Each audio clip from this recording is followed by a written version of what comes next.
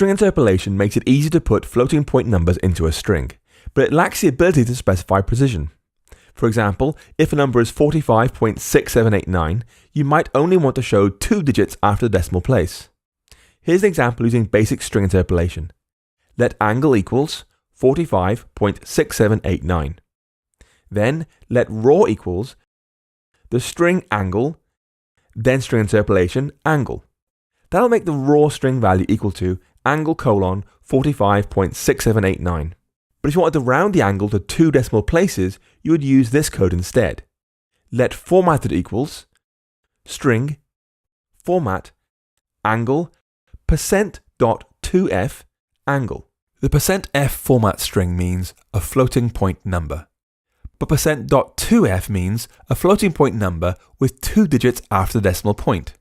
When you use this initializer, Swift will automatically round the final digit as needed based on the following number.